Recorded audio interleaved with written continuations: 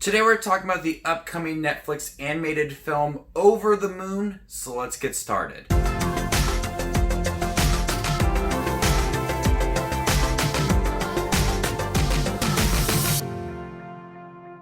An adventurous girl builds a rocket ship to meet a mythical goddess on the moon. Just a quick thanks for stopping by my channel. If you guys love to watch movies like I do, you guys are in the right spot. Make sure to hit the subscribe button down below and click that bell notification for more up and coming videos.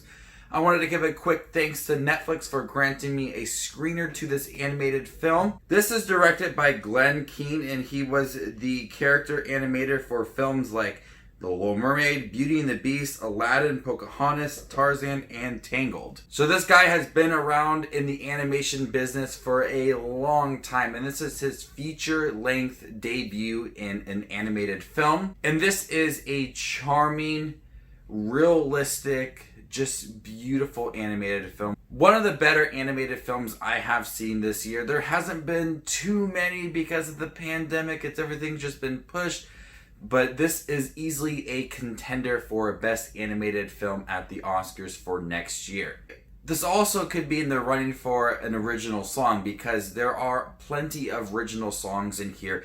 And the trailer I saw on television, which I don't really see many Netflix commercials on television, but the trailer I did see for this song and the song about going to the moon was beautiful, and the full version of it in the movie multiple times. It is a very catchy song and fits the story, as well as we have this young girl who wants to go to the moon to meet this goddess. She wants to build this rocket ship, and going to the moon really means a lot to her. And so the song, how it's integrated into some of those moments, plays very well and adds a lot to the film. There is a fun song towards the middle half of the movie where they eventually meet this goddess, and she's playing ping pong with another person that was on the rocket ship heading to the moon, and they're talking about how they're very good at the sport. So that was a lot of fun as well. This movie is bright, it's very bubbly at times, but also has a lot of heavy themes I was not expecting. The biggest theme is grief and mourning a loss of somebody and how people kind of deal with it in their own way.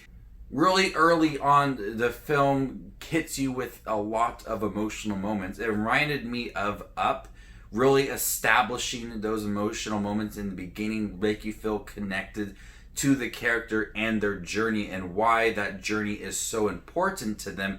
And whatever they do along that journey, the characters they meet, you know they have an end goal. You know they want to get here because of this, and they will do whatever it takes to get there because of the previous moments that they had in the beginning of the story. So it sets up the character's story very well. Young girl Fifi and her little rabbit and possibly her soon-to-be brother all go to the moon.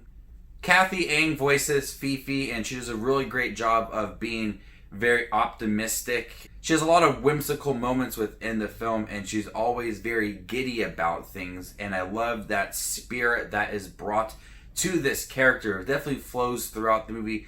You want her to succeed on her journey. You want her to have everything that she wishes for within the movie. But one of the standouts for me in the film is Philippa Sue, who plays Chiang. She plays the goddess in the film. She's like a pop star goddess. Everybody loves her.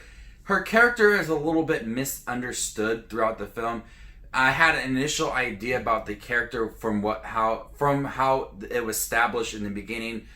Fifi's mom used to tell her stories about the moon and the stars and everything, and we had an idea how this goddess was going to be. It really wasn't that what we got in the movie. It just seemed a little bit different.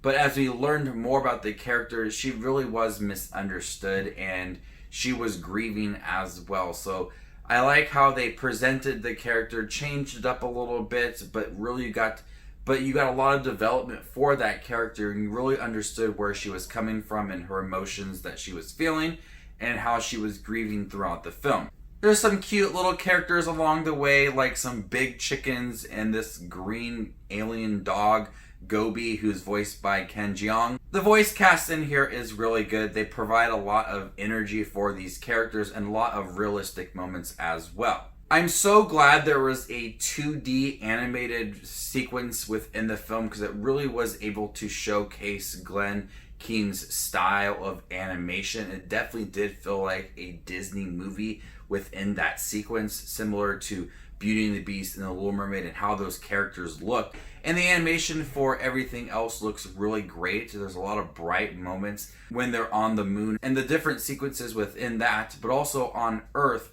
There is a lot of beautiful moments of Fifi's family and their traditions and the culture as well, and providing a lot of detail for the family and what they eat and how they handle some of their traditions. It was beautiful to watch. This is a beautiful interpretation of myths and family and grief, and I think it all came together for a really outstanding Netflix animated film. I do think it will be a contender for Best Animated Film at the Oscars next year.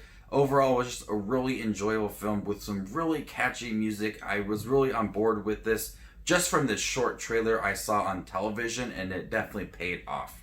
So I highly recommend checking out Over the Moon when it hits Netflix October 23rd. Make sure you definitely check it out. I'm going to go ahead and give Over the Moon a B+. Thank you guys for my review for the animated film Over the Moon. When you guys get a chance to see it, let me know what you thought about it in the comment section down below. And stay tuned for more up and coming videos. My name is Just Watches Movies, and you guys stay classy, YouTube.